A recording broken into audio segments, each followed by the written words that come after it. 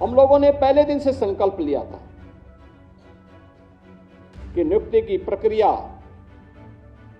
अगर ईमानदारी पूर्वक आगे नहीं बढ़ पा रही, ये युवाओं के साथ खिलवाड़ है और अपनी प्रतिभा को पलायन करने के लिए मजबूर करता है। ये एक राष्ट्रीय पाप है अगर युवा के साथ अन्याय होता है तो, कि युवाओं के जीवन और उनके भविष्य के साथ जो खिलवाड़ करेगा, हम लोग भी जीरो टॉलरेंस की नीति को अपना करके उन तत्वों से उतनी ही सख्ती और कठोरतम तरीके से निपटने का काम करेंगे जो हमारे युवाओं की भविष्य के साथ खिलवाड़ करने का दुस्साहस करेगा। कार्रवाई भी ऐसी होगी क्योंकि हम लोग जब कार्रवाई करते हैं तो उसको एक ऐसा प्रस्तुत करते हैं वो नजीर बन जाए, नजीर बनवाएंगे।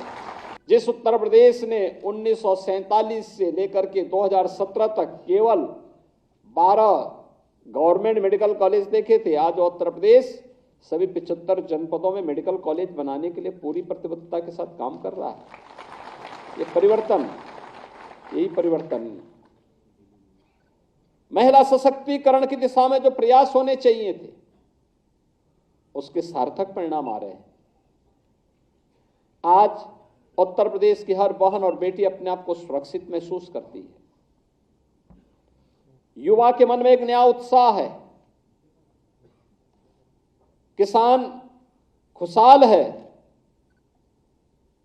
हर एक तबके को बिना भेदभाव के शासन की योजना का लाभ प्राप्त हो रहा है और उन्हीं स्थितियों में उसी शुचितापूर्ण तरीके से नियुक्ति की प्रक्रिया को आगे बढ़ाने के साथ साथ सरकार पूरी प्रतिबद्धता के साथ कार्य कर रही है। हम लोगों ने पहले दिन से संकल्प लिया था कि नियुक्ति की प्रक्रिया अगर ईमानदारी पूर्वक आगे नहीं बढ़ पा रही तो ये युवाओं के साथ खिलवाड़ है और अपनी प्रतिभा को पलायन करने के लिए मजबूर करता है।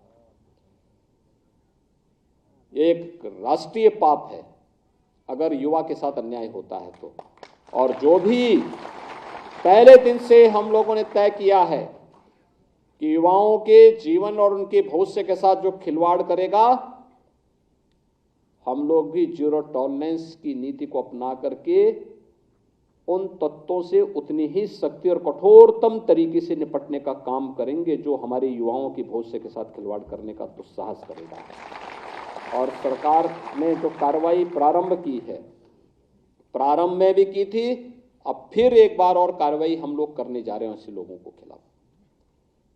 क्योंकि हम लोग तकनीक का उपयोग करते हैं तो हम लोगों के समान ही वे तत्व भी तकनीक का उपयोग करने लगते हैं।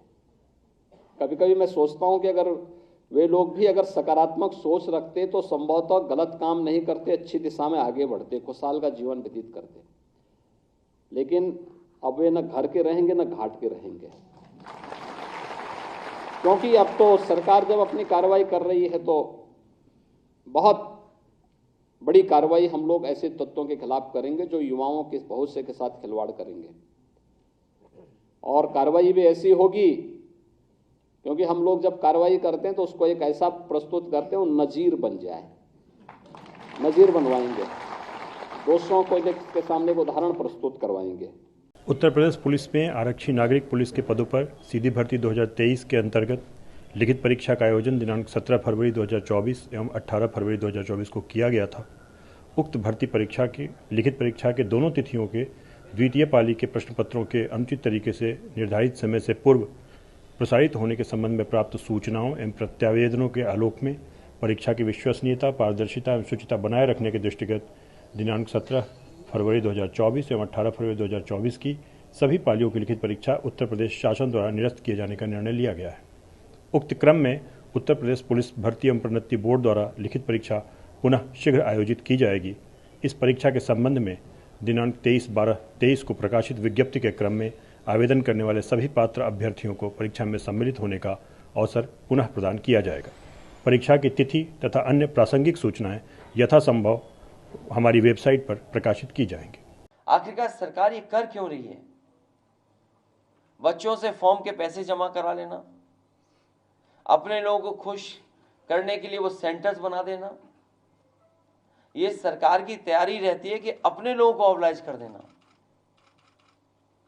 और इसी खेल में सरकार के पेपर लीक हो रहे हैं, और कोई पहली बार पेपर लीक नहीं है। 2017 में दरोगा भर्ती लीक हुई, पेपर उसका। 2018 में यूपीपीसीएल का पेपर लीक हुआ।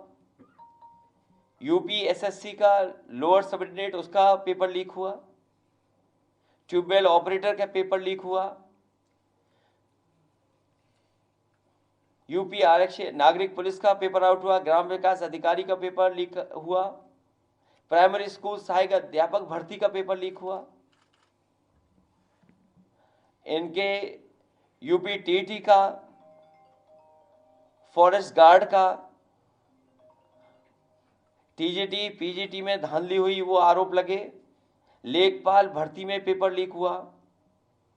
और जो लोग ये दावा कर रहे थे कि जाने कितनी बड़ी नौकरी कितनी बड़ी परीक्षा होने जा रही है और सब इंतजाम है, सब तैयारी है, केवल पेपर लीक का खेल नहीं है।